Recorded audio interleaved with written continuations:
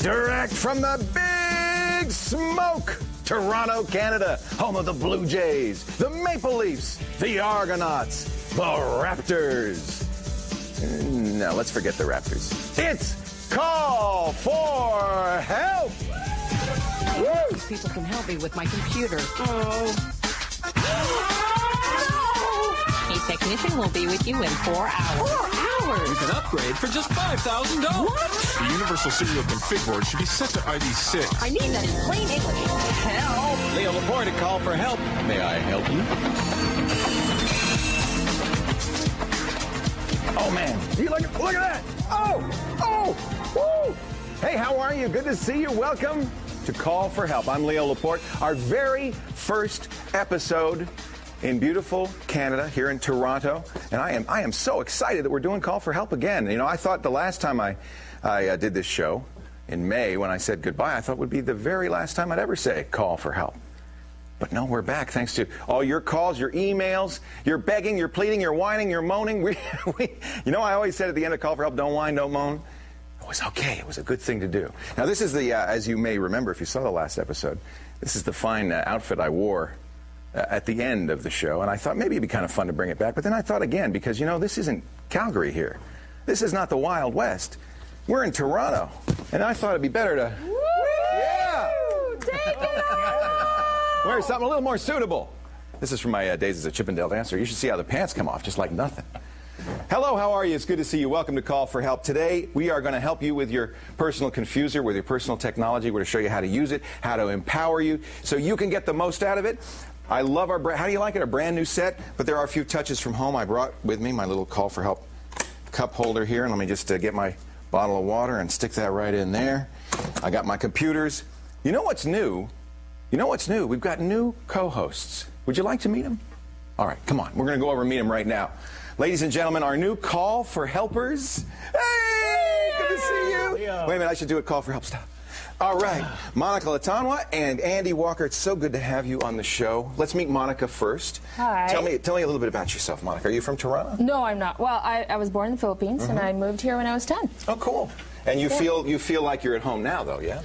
This is my home, and this is my new home. This is where you're going to live on Welcome Call to for my Help. set. Yeah, in fact, look at this. We're going to take a look at this a little bit later on. I'm going to keep this. This is a modded Xbox that you won't believe. I know. I've been practicing while you were talking. You're a gamer, about. aren't you? What do you like to do for gaming? What's your favorite? Halo. Yeah. Which I'm hoping is in here. Okay. Soul Calibur 2. Yeah. Like little fighting games, Yeah. shooter games. Oh, you like those? Yeah. Are you? Yeah. You good? Now, do you take the female combatant or the male combatant? You know what? I like the female ones. Yeah, well, of course you do. Yeah. That makes sense. Well, that and distracts the other guys, too. Right? Right, they're looking at something else. Yeah. Let's say hi to Andy Walker, too, the Borg here to my left. What is that you got in here? It's my Bluetooth headset. You're going to talk about that later on? Yeah, we are. Absolutely. Or you just wear that all the time? Well, I do actually wear it all the time, and it's very embarrassing. People think I'm a complete geek around the office. Yeah, but Andy is probably pretty well known to Canadian geeks because you wrote a column for a long time. yeah, Edmonton Journal, Vancouver Province, places like that. And, of course, that became cyberwalker.com on the web. Great website, cyberwalker.com, and you're going to be a real important part of Call for Help. All the helping you've been doing all along fits right into the format of the show. So these are our new Call for Helpers. We're so glad to have them. But what's the most important thing on Call for Help? You. It's not a pun. No. Good answer, though. I like her so far. Already sucking up to the boss. It's the callers. The caller. Yes, the callers. Do we have one? Yes, our first caller is Jarl from Calgary, Alberta. All right, let me go over here. We're going to answer our question. You guys, we'll be back with a bit with Monica and Andy because they have a lot to say. But let's get right over here and say hi to our very first Call for Help call, Jarl. Welcome to the show. Is it Jarl or Jarl? How do you like to say it? I like to say it Jarl. Hi, Jarl. How are you? Real good. It's great to have you. Congratulations. This is kind of an auspicious thing to be the first caller on Call for Help. Great bragging rights down at Leoville. That's right. My mom was the first caller on the very first Call for Help. So you're not my dad, are you? No. Okay. What can I do for you, Jarl? I was wondering, what reasons are there for slowing down your CD-ROM burner? Slowing? You want to slow it down? Well, I had overheard somebody complaining that a burn they had received wasn't matched to their reader, and I thought it sounded funny. Oh, that's interesting. So he was saying he couldn't read it because he burned it too fast? That seemed to be the impression I got from it. I don't think so, Jarl. I don't think that. I mean, that's certainly the impression, but it's not true. Let me. I have some discs down here. Let me just reach down and get them. So there's a couple of different numbers that you throw around when you burn CDs. One is, of course, the speed of the player. That's how fast it can burn. The other is the speed of the burner. The other is the speed of the player. And then there's, of course, the speed that the disc is rated at. Here we go. This is a 4x disc. You can see right there. So that means it can burn in a burner of up to 4x. Now, you wouldn't want to use this disc in a burner that goes 8 or 16 or 32x because literally it wouldn't work. It would fail. So it is important to match the media to the speed of the burner, but I wouldn't slow down the burner unless it wasn't working with the media, if that makes sense. Yeah. The burner, you should burn at maximum speed as long as you don't make coasters. But a coaster's a coaster no matter where you play it back. It doesn't really matter. What the speed of the playback machine really doesn't matter. If that makes sense. Does that make sense to you? Yes, it does. Yeah. The speed is actually based on the speed of rotation of the audio CD players, which a 1x machine is about 150 kilobytes a second of data transfer. So you multiply it. So these new 32x CD players, for instance, that's 32 times 150. So that's a little more than, it's 4.8 megabytes a second. So it's pretty fast. That's a lot of throughput. But it doesn't, I mean, that's how fast it can read. It doesn't matter how fast the disc was made. In fact, when you play a audio CD, do you know how fast it was burned or how fast it was made? No. In fact, it was pressed. It doesn't matter. So I would say the only time you care about the speed that you're burning at is the speed of the medium that you're recording to, and it should not exceed the rated speed of the medium, or you're running a risk of creating a coaster. Okay? All right. Burn at the highest speed you can get success at, I guess is the rule. And by the way, a lot of times I'll buy the cheapest media I can, and if it works, it works, and if it doesn't, it doesn't. And it's good to try a variety of different media and see which one works. Jarl, thank you for being our first caller. All right, thank you. It's great. Keep watching, okay? Will do. All right, take care. All right. Coming up after the break, Call for Help continues at the lab. We're going to talk to Andy Walker. He's going to give us a primer in Bluetooth. What is that? And what can you do with it? We'll find out when Call for Help continues. You stay right here.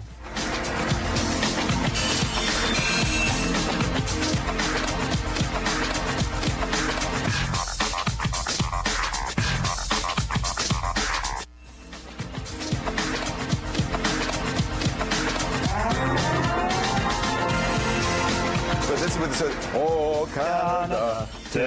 Oh, we're back. Sorry, just learning the national anthem. Hi, welcome back to Call for Help. Andy Walker is here. We're going to talk about the wild and wacky world of Bluetooth. For a long time, I thought Bluetooth wasn't going anywhere. Yeah. It just seems stalled, stuck in the lab. Because they announced it like 4 years ago. Yeah, 97, 98, somewhere like that. Oh, that long? Yeah, a long, long time ago. But now you're seeing a lot of Bluetooth devices. We're going to show you some. Where did Bluetooth come from? Well, Bluetooth was sort of a consortium of companies that got together and said, let's get rid of the wires. No wires. No more I wires. like that. Yeah. So it's a wireless technology designed for gadgets to talk to each other. Mm-hmm. So Nokia and Ericsson and a bunch of IBM. Cell phone companies. Cell phone companies and IBM and Toshiba, and those guys all got together into what's something called a SIG, a special interest group, right, and said, let's create this technology. Bluetooth, the name, where's that come from? Harold Bluetooth, which was a... Oh, Harold! It's a they Viking. call him Harry. He was a Viking in the 12th century, a Danish Viking that brought the Danish nations together under Christianity. So the idea being Bluetooth brings stuff together. It's unifying. Okay. It's unifying, right. Okay. So Bluetooth today is a wireless technology. Get rid of wires, not for networking so much, but just for devices connected to your computer. Computer, or the best way, where Bluetooth really sort of caught on is, things like cell phones. So I have this wireless earpiece here. So there's no cable running down my body to my cell phone. It's talking over wireless airwaves. So I can chat on that, and there's no wires in evidence. So there's the microphone, and this is the earpiece you can hear from. Right. And then what? There's a transmitter in here? It's a little chip inside there that basically talks on the 2.4 gigahertz radio spectrum. Okay. In the same sort of area of the radio that Wi-Fi talks and cordless phones, things like that. Oh, well, that's interesting. Is that a lot of interference? A little bit here and there. I mean, that's a busy area of the radio spectrum. So yeah, it's a little bit, but it's generally pretty good. Okay. So you have to have a Bluetooth phone or no? Yes, you have. So I brought today the Motorola V600. Okay. All right. So this is the phone that Right. this would work with this. Although, would any Bluetooth phone work with any Bluetooth headset? Yes. Okay. Yes, it's not brand specific. So it's a little shiny there. So this is a phone that you would buy that would be specifically designed to work with this. This is the Motorola V600. It's Yeah. their high-end Okay. phone at the moment. Okay. And yes. Cool. Yeah. Now I use a Bluetooth headset, and I have to say I do like the idea of not having those wires. But what else can we do with Bluetooth? Well, Motorola sent me over a couple of devices. I mean, it doesn't have to be all about Motorola, Right. but there is a speakerphone. I love this. So you put this in your car on the dashboard. Right, or Okay. clip it to your visor, and that sort of Okay, thing. okay. And then, of course, you ultimately are going to want these devices to talk to your computer as well. Right. So, Well, for instance, I use my modem, my cell phone as a modem, and I can surf the web because this is without any wires. This might be in my backpack or my back pocket, and, Right. and I can surf the web by contacting the cell phone. Similarly, I can synchronize phone numbers. Mine has a PDA built in, so I can put a calendar in there, things like that. yeah. And on a future show, I'm going to show you how to do that. Oh, that's cool. Oh, that's neat. Now, do all computers have Bluetooth? No, you have to get a special dongle. Looks like a tooth. Looks like a Bluetooth, but it's not. It's Here's plugs. his dongle. Andy's showing us his dongle. Okay, so this is a USB thing. Yeah. So basically, that turns the computer into to be able to receive and send Bluetooth signals to any other Bluetooth device around. I get it. So, any special software I need? Is it You know, Windows. Sometimes you have to download special drivers based on the Okay. manufacturer, but most of them come with drivers built in. Right. Not built in, but in the kit. that you right? buy. So when you plug it in, it'll automatically install. Yeah, I use OS 10 on a Macintosh. Many Macs laptops, especially, have Bluetooth built in now, and OS 10 automatically supports it. So yeah, you take something like this and plug it in, it'll work just fine. So Bluetooth is used primarily to connect devices that would otherwise be connected with wires. Can you use it to network like you could use Wi-Fi? Yeah, you can, but it's a little slow. It's a little Okay. slow. So I Well, mean, how fast is Bluetooth? You're looking at about 700, Kilobits? kilobits per second, sort So of it's thing, pretty, you know. yeah, that is slow. That's a lot slower than your internet connection. Well, in it's most about a cases. tenth as slow as your Wi-Fi connection Right, at the very right. base level. Okay. So it really is for moving text and a little bit of pictures. I use it to move pictures back and forth from my cell phone to my computer. Oh, that's neat. Which is, so you take a picture backgrounds and and- then you'll copy it over. In fact, we have in the studio, we couldn't get them to work, but we had Bluetooth mice, Bluetooth keyboards. What are some other Bluetooth things? There was HP's got a Bluetooth printer out there on the market at the moment. that's neat. It hasn't done. I don't think it's done huge business, but it's an option. Especially if you want to stay completely wireless, you want to get completely, Right. in your office, home office or something like What that. about security? Should I worry about people snooping on it? For instance, could somebody snoop while I'm talking on a Bluetooth headset? Could they use a Bluetooth headset of their own to listen to me? Yeah, there is a security measure in there where you have to type in a special code on your device to open it up for browsing or for acquisition. They call it pairing, where the two devices right. are connected. They're a pair, so somebody else can't get in to that connection. That's right. Although there is You this could sort of hack weird into it, trend right? in the UK where, What's that? where people they do what's called toothing, where they My grandpa used to do that. Well, not your grandpa wouldn't do this because Oh. they basically create sexual liaisons and things like that. You're kidding. They meet people with their Bluetooth phones? Yeah, in commuter, they basically create Bluetooth chat sessions between phones and that sort of thing, and they go into the bathroom and do weird things. But Figures. Well, there's a primer on Bluetooth. Yeah. You're going to come back and actually do some stuff with it down the road. yeah, down the road, we'll use the cell phone to be a wireless modem, so your computer, your laptop, can connect to the internet on the go. Oh, yeah, that's a really kind of nice thing to do, and it always amazes people when I'm online. And say, well, how are you getting online? Is there Wi-Fi? No, I'm using my cell phone. It's in my backpack. Yeah, it's fantastic, really cool. fantastic use for it. Thank you, Andy. Bluetooth, Harold Blatand, Blatan, that's or right. Harry, as we called him back in the day. After the break, free files, but first, it's our quiz question of the day. Are you ready? Here we go. Our quiz. Yes, the quiz question lives on. Where did the name Bluetooth come from? Oh, I hope I didn't give this away. A Danish king?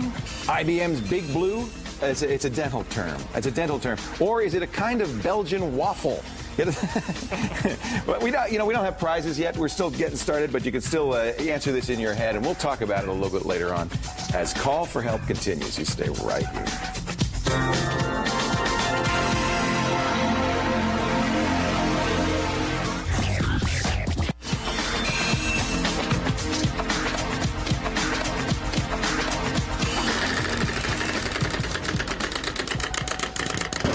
Got it. Ooh.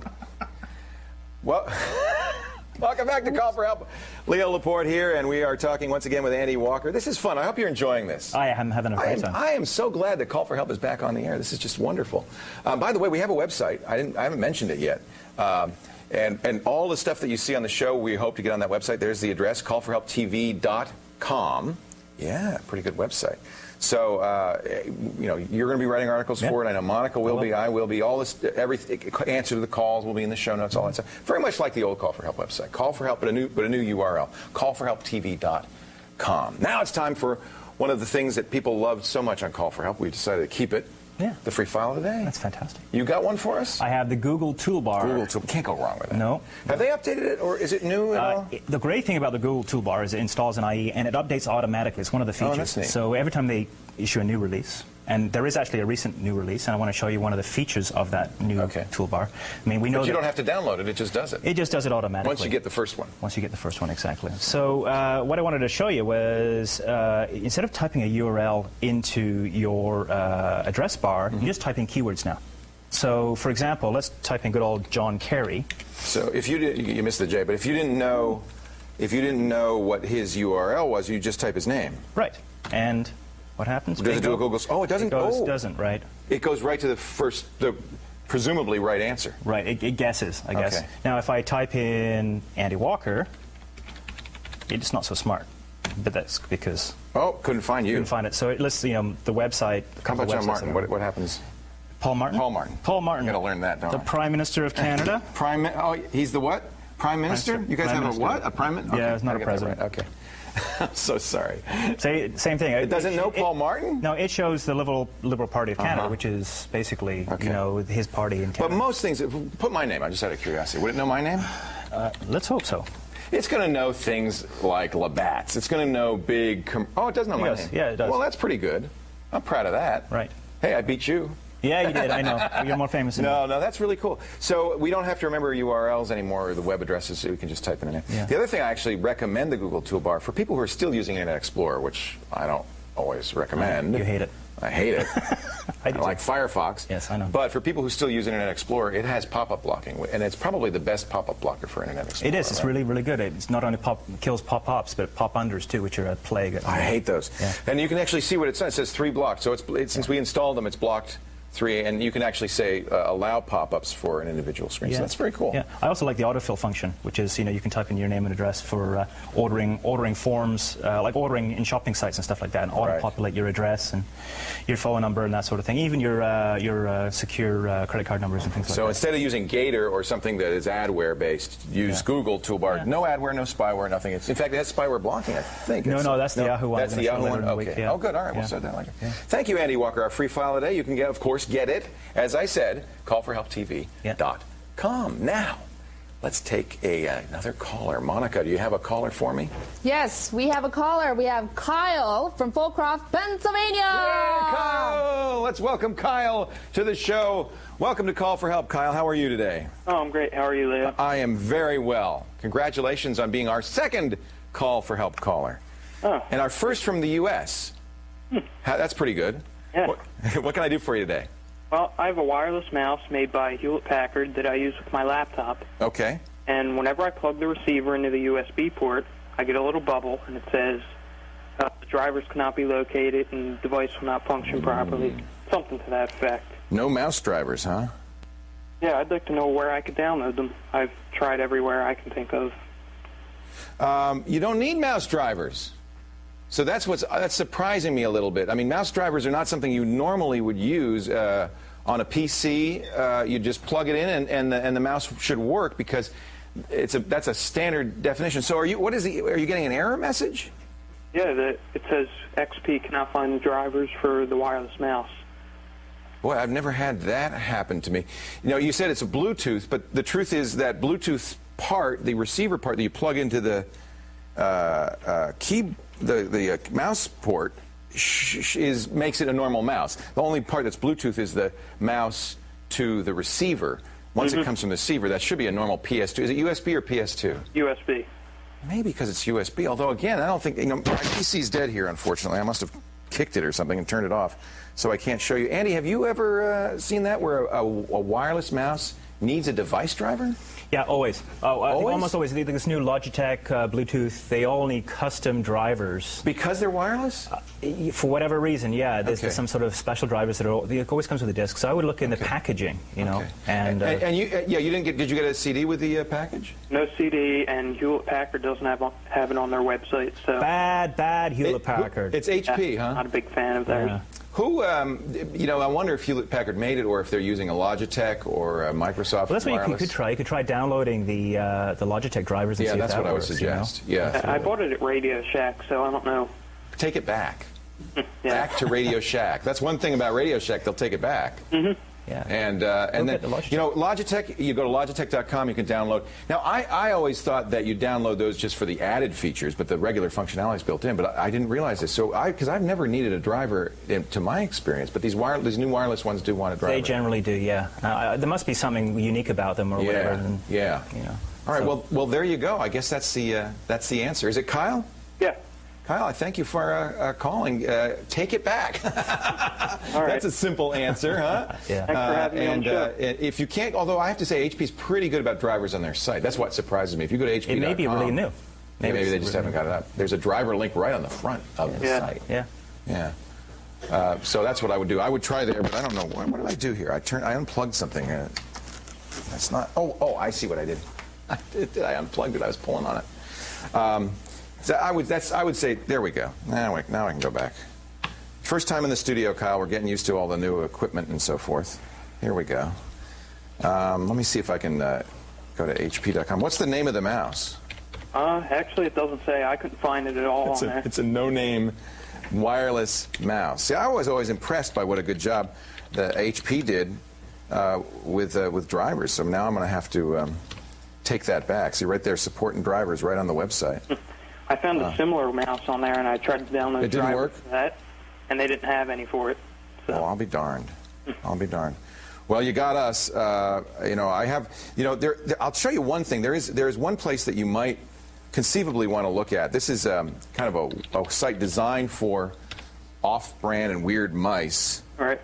It's input-drivers.com. Okay. Actually, wait a minute. Here we go. Here's a link to HP.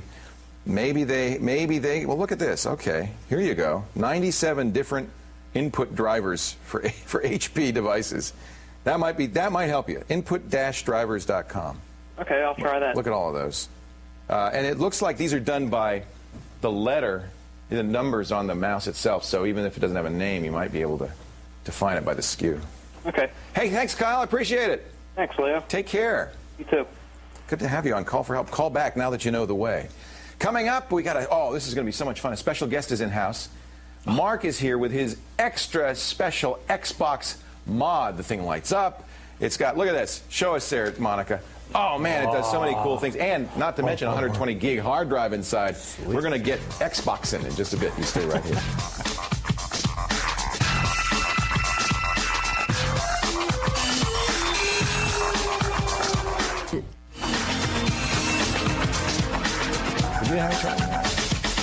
I guess I'm getting old.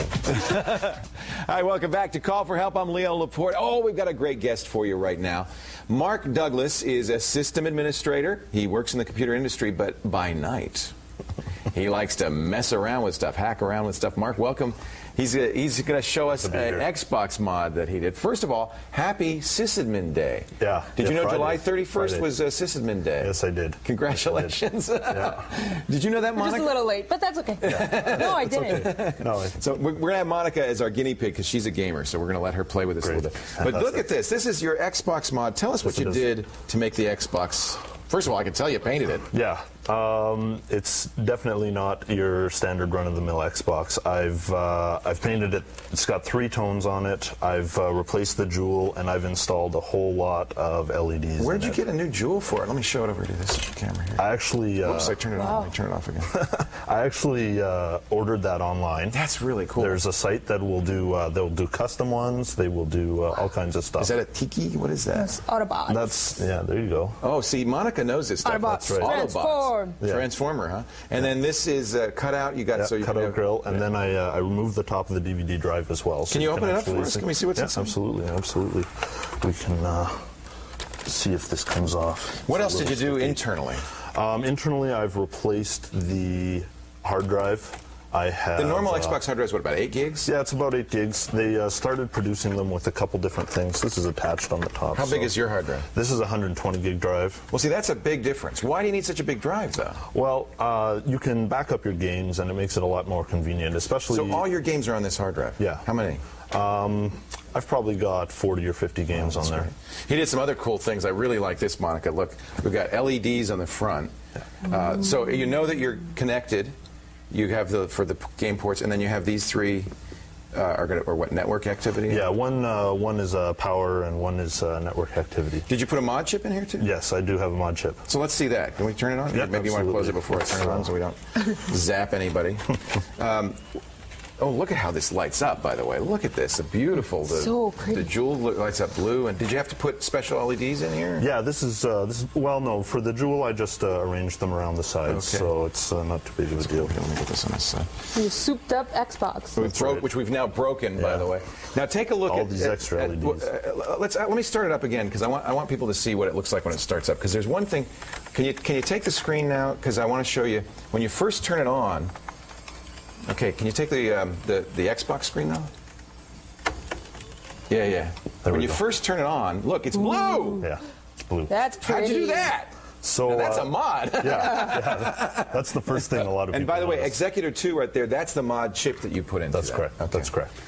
So there's lots of software tools once you've got the mod chip in there. That allows you to kind of change the operating system. Yeah. So you can tweak the firmware on the mod chip, and changing the colors on the intro screen is one of the basic options there. What is this dashboard? This is not the traditional Microsoft. No, this is not the Microsoft dashboard. This is MXM, which is Media X menu. So it's a new replacement dashboard that allows you to launch games, homebrew software, all kinds of fun stuff.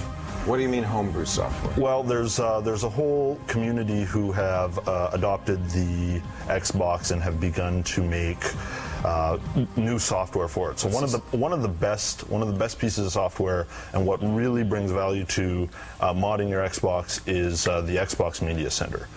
Which see that. So what is that? What is the Xbox Media Center? Well, it's essentially it's a media player that will do videos. Oh, look! It looks just like Windows Media Center. Yeah. Can we show that? Yeah. That looks just like Windows. Yeah. So you can do pictures, music, videos, all kinds of great stuff with this. Yeah. So this is another reason for the 120 gig drive, is that I can put movies, videos, and anything. Let's see the games though. I want to see the games. You want to go to the games? Yeah. All right. Monica, you don't want to see weather. You want to see the games. But why is the weather? There's weather on the menu? Yeah, that's one of the things you can configure. It'll check your weather, so you can be sitting here listening to music. So you know when you can stay in and play games, right? That's Now, right. that means you have a network connection for this. Yes. Now, I know with some mod chips, when you play Xbox Live with a mod chip in there, they ban you, right? Yeah. So what do you have a switch? How do you handle, or you just don't play Xbox? I just don't play Xbox Live with this Xbox.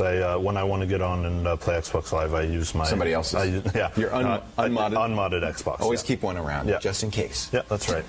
Microsoft does not probably like it that you're doing this, but on the other hand, what are they going to do about it? That's right. And when you do things like with the Media Center, it brings a whole new level to the Xbox, which is they should like that. Yeah, which is something they're not really supporting, but it's definitely something they should. Some people say that the issue for Microsoft is, first of all, they sell the Xbox below cost, so you're getting a lot of value. You're really getting a big computer for very little money. Absolutely. And secondly, that you're doing stuff that they plan to do but don't do yet, and so you're kind of scooping them on it. Yeah, so Monica, let's pick a game that Monica can play. What game do you You want? got Soul Calibur 2 right there? Soul Yes, I Calibur do. 2? All right, so show her how you would pick it. I think this is kind of cool, the interface.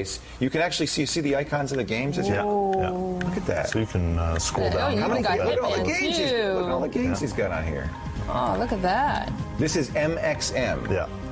And how do you get all this stuff? You download it? Where? Yeah, there's the best place to go for pretty much all of your Xbox needs for modification is xbox-scene.com. Yeah, that's a great site. That's where I got my Executor chip. They've got everything there. Yeah. They've got a great forum site. They've got tons of tutorials, facts. Lots of people have written all kinds of information on what you do. Everything I've done here is... Is this the Japanese version you have Yes. on here? Do you read Japanese, Monica? Yeah, I'm a little rusty in my Japanese. Apparently, Mark does. There we go. Wow. Oh. So this is running off the hard drive. You don't need... which character do you like to come on? Oh, Ivy. hello. There we go. Let's get the fully dressed Ivy. Thank you. This is amazing. How much, how much money did you put into this? Well, not too much really. The mod chip was about $100, and the hard drive I think was probably $150. Was it a fun project for you? Absolutely, I loved doing it. And I actually spent a lot of time, doing the paint job. I think the mod is gorgeous. Down. Yeah. What kind of paint? Did you use enamel or? No, this is Krylon plastic paint. Really? Okay. So it bonds to the plastic properly. Right. Otherwise, you wouldn't.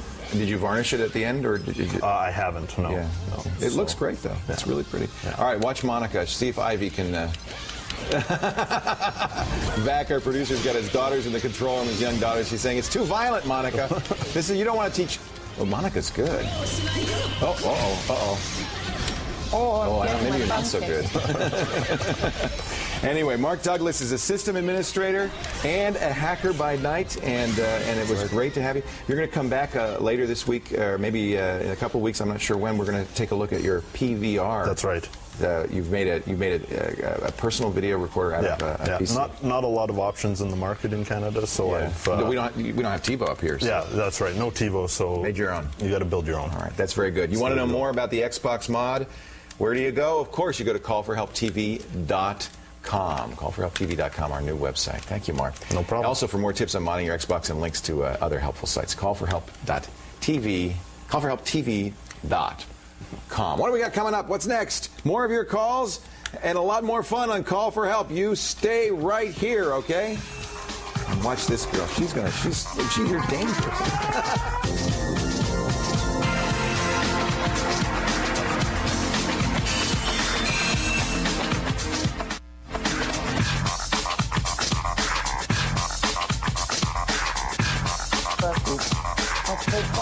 I like this hockey thing. I might just do this. Might be my new thing. Just wear a hockey shirt every day. No? Okay. Ryan's on. Welcome back to Call for Help. Ryan's on the line from Sparta, Michigan. Hello, Ryan. Hey, Leo. Welcome to the show. Thanks. What do you think? It's awesome. I've been waiting for Call for Help to come back for a long time now, all summer. Me too. I was getting awful tired of playing with the goats and just sitting in my farm, and so I'm glad to be back. What can we do for you today? I'm going to be going to college in the fall, and I want to burn some games. I want to burn some backup copies to leave at home if anything happens to them. That's a smart idea. Yeah. And, of course, the game companies don't want you to do that because, well, they want you to buy another copy. Yeah. Also, they're afraid, legitimately, games are highly pirated. If it were easy to copy a game, people would just do it. You know me, I'm not a big fan of copy protection, and I do strongly believe in your right to make copies of your own stuff you bought. For that very reason, you should be able to make a backup. So, you want to know how? Are you having trouble? What's the deal? Yeah, I've got some EA Sports games. Yeah. And they're not. Every time I try to burn it, it just keeps giving me read errors and read errors and read errors, and it won't do anything. Well, you know that, of course, you can't just copy it. Use Nero or Roxio and copy a game. Yeah. Is it a PC or a PlayStation 2? It's a PC game. PC.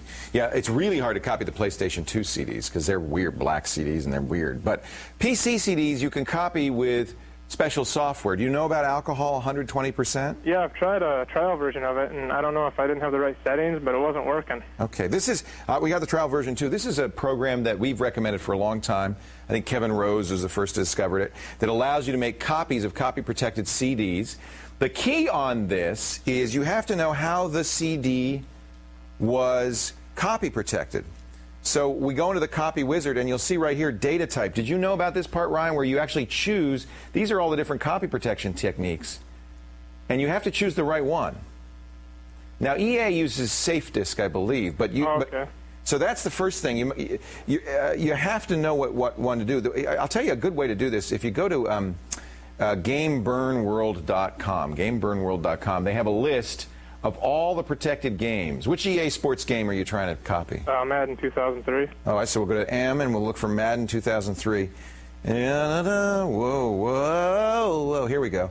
It's using SafeDisk 2.72. Now notice there's different versions of SafeDisk, so you have to choose the right one. SafeDisk 2.72. So let's go here. And so I have to choose safe disk versions 2 and 3. And that's very important to the copying, or it won't copy. The way they copy protect these disks, they do non-standard writing. They'll do weird things to the disk. Sometimes they'll actually put a physical hole in the disk. That's really hard to copy because you're not going to put a hole in your disk. But what you can do is modify the software so that it doesn't look for the hole. There's all sorts of ways to do this. So here's a program I recommend. Finally, there's one other program Mikey, our tech guy, recommended that I just love. It's called Cloney XXL. This is another way to figure out what copy protection it used. Is you run Cloney. Whoops, Cloney crashed on me because I don't have ASPI in there. We'll do it again. And Cloney is wonderful. It'll actually look at the disk and tell you what kind of safe disk 2.8. So it'll tell you. So there's some good choices for you. If you go to our website, callforhelptv.com, we kind of have a guide to using alcohol 120% and figuring it out. What school are you going to? I'm going to Indiana Tech. And what are you going to study? I'm going to study internet applications and building web pages. You better. Thanks, Ryan. Thanks. Take care. Okay. Coming up, Monica's going to show you how to make your email talk. But first, one last chance to take our quiz. Go to the website or just watch right here. We're going to give you the quiz question of the day. Where did Bluetooth come from? Where did Bluetooth come from? Is it a Danish king, IBM's Big Blue, a dental term, or a kind of Belgian waffle? Think about it. I'll tell you when Call for Help continues.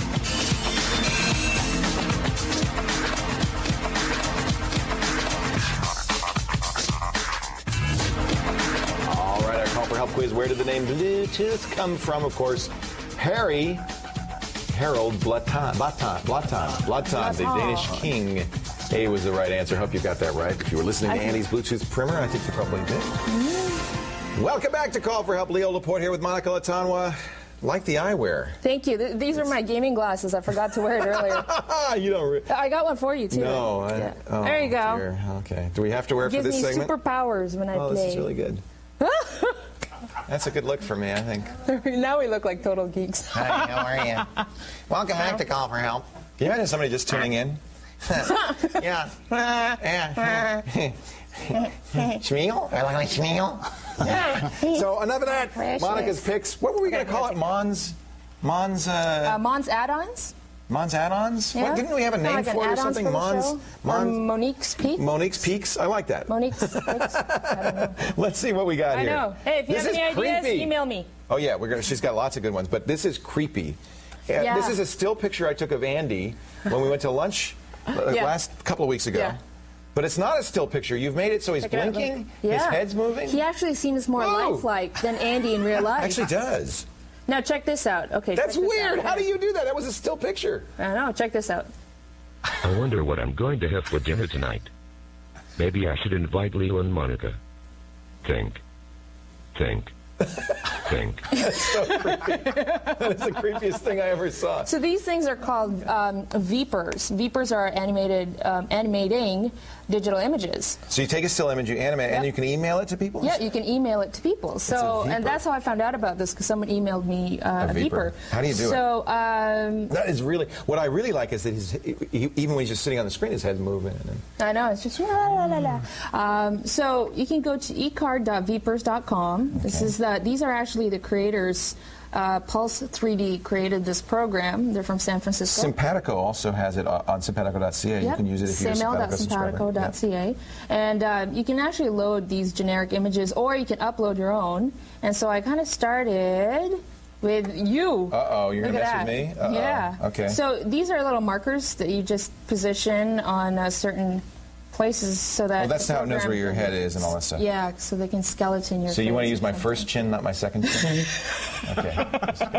And so let's pretend I did that. Okay, good, all right. La, la, la, la. So you've gone through it, you veeped me. Yep, I veeped you. And, okay. And now it's going to generate that. That's really interesting that it can do that. Let's see how creepy you look. So these are Where'd you get that picture? Creepers, Veepers. I don't even recognize that picture, yeah, you didn't see me take that, huh? You sneaker. Yeah. Okay. I'm not going to load a background. You can if you want. I'm just going to. So you can actually choose something. You gave Andy a very deep voice. Can I have a voice like that? I like it. You can pick your own, actually. Oh, okay. Hold on. Let me. I wonder what I'm going to have for dinner tonight. Maybe I should invite Leo and Monica. So you can pick all these different things. Give me a Valley Girl voice. Oh, you want Valley Girl? Or it could be Scottish. You want Let's do Scottish. Male? Yeah. Okay. So now let's do it. So now it's going to create the audio. So it's doing voice synthesis. All right, now let's see it. I want to see it. Can I be Vito? Hi, I'm Leo. I'm so glad Call for Help is back. I love working with Andy and Monica. Andy and Monica. I love it. There's even a French Canadian here. It's great. Since Yeah, you're make me here. a French Canadian, yeah. Okay. Hello. Hola. Actually, I think it's going to say it in French. Does it say in French? Does it translate it? Qu'est-ce que tu fais là? Qu'est-ce que tu fais là? Tu vas dire bon. Oui, Tito. Si. Hello. Un croissant. Yes, so glad Call for Help is back. We love working with Andy and Monica. That's very Okay, good. maybe not, but That's really good. See, now you're a true Canadian. I love it. So that's Vepers.com. ecard.vepers.com. What fun. Yeah, Can you make and some if you- more? For Yeah, us? sure, Like while I'll we're try. going on? Yeah, And if you have any ideas of any other stuff, interesting stuff that you want me to feature in the segment, email me at monica@callforhelptv.com. All right. Okay, so And we have a caller. let's get another caller on. All right, we've got Jeremy from LA. Yay, Jeremy from LA. Hey, Jeremy, let me walk over here and answer your question. Welcome to the show, Jeremy.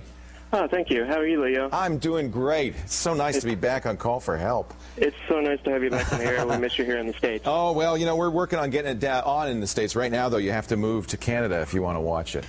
Hey, that's definitely a possibility. You know, there on are that. worse things. I'm having so much fun. I love Toronto. What a great town. What can I do for you?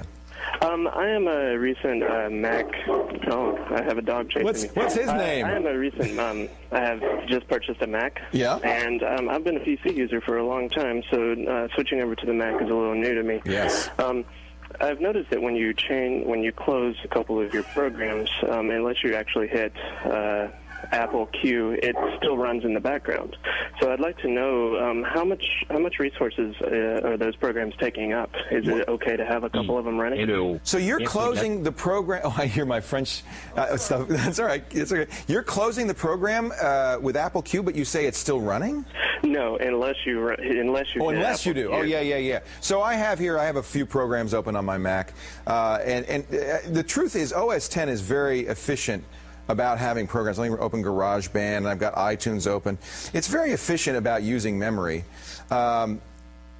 You know, if a program is in the background, it is still running. I mean, if iTunes, for instance, is playing something, it will continue to play, even if I, do Command H and hide it. Same thing with Safari. Even if there's Word, here's GarageBand. Let's create a new song on that. So they're still occupying memory, but it's probably not the end of the world. In fact, I know a lot of Mac OS X users who keep their applications open all the time because it's easier then to launch the applications that they want. They can just tab around to the ones they want, and it makes it much easier. Well, here comes GarageBand. Let me show you how you can tell whether it's really taxing on your memory. If you go to Applications and Utilities, there's a really nice little monitoring utility here, if I can remember what the name of it is. It's in here somewhere. No, maybe it's in the. Well, you know, I was playing with this the other day, and now I've completely forgotten. It monitors the. It's not System Profiler. It monitors the usage. No, I can't find it. I'll find it later. Of memory of where the heck is it? I'm gone blank here. There it is, right at the top. Activity Monitor. Boy, who would have thought that's what that does? So Activity Monitor monitors the usage of memory. So you can see here with all of these applications, I have a lot open. You can see how much real memory they're using. And you can see, boy, I'm using a lot. Now, this machine only has 640 megabytes on it. And in fact, you could see that I have used 600 megabytes here. Of it, 245 is inactive. That means it's just kind of those are the applications in the background. Only 280 is active. I would say that that's actually, even though I have all these applications running, that's not so bad. You might look at also CPU usage and see if your system is bogged down. But again, most of the time when an application is sitting in the background, except for something like iTunes was playing, it's not going to be using a lot. I'm in pretty good shape here. I have 80% idle cycles, even with all those applications running. I would suggest having the applications you use all the time open, then opening this activity monitor and seeing what it looks like. You also want to look at how much virtual memory is being used. This page in and out will tell you a lot. This is how much swapping is happening from RAM into the hard drive. And if these numbers get very high, then that might be that you're overusing your memory. But look, see, I have a lot of free memory here. That's the green. I think this is, this is fine. I think even with all these applications running, and I have quite a few running at the same time, it's fine. So how much RAM do you have, Jeremy, in your new Mac? 756. Yeah, I would say, because it takes a while to launch an application, keep the ones that you use all the time. Keep them open. Okay. And then close the ones that you don't use. But look, I have all of these open running, and I still have free memory. I have 80% CPU available. I think the OS X handles that very well, frankly. Okay, great. Okay.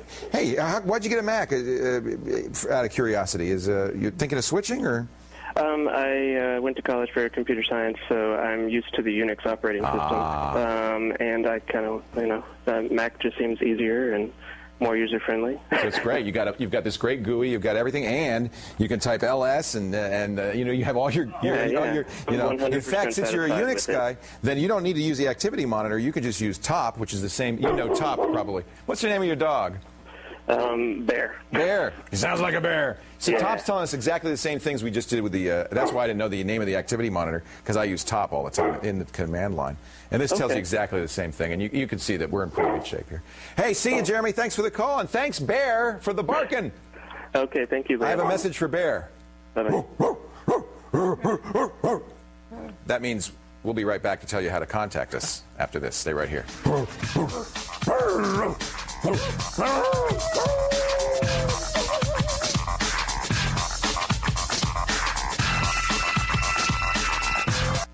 Welcome back to Call for Help. Don't forget, everything you see on the show is reflected on the web. See, I'm doing it. They don't know I'm doing it. They think you guys, they don't see you. Never mind. I'm the one that looks like the dork with the head and the glasses. Our website, callforhelptv.com. Now do it. Okay. I'm going the wrong way. Anyway. Are these guys whack or what? Monica Latanwa and Andy. Andy actually did a great thing because Kyle asked about these mouse drivers for this Bluetooth mouse that he couldn't get from HP. And you called HP. I called HP, and now we know he's got the Borg thing on all the time. I said, hey guys, where's the wireless mouse driver for? And they said, well, we don't make a Bluetooth. They don't? No, well, they weren't sure anyway. So my guess is that, he has a wireless mouse then the drivers are there, but I would double check if it's Bluetooth or not, because he assumed it's Bluetooth. He assumed was searching for a Bluetooth mouse driver. Of course, there is none. Right. So he should just use the regular wireless. Well, try that. That's one way to do it. Okay. So. All right. Good. That's great for the follow-up. And you wanted to say? Yes, I forgot to mention earlier that the ecard.vpers.com only works on Internet Explorer and Netscape. Okay. So and Windows requires Windows, I guess. Yeah. Yeah. Right. So you asked me to do another one. Yeah. Did you do one? Yeah. You did yourself? It chose me. Okay. Since I did both. Hey, that's it for this edition of Call for Help. Remember, if you've got a problem with your personal confuser, don't whine, don't moan, don't yell. What do? Call for help! I'll see you later.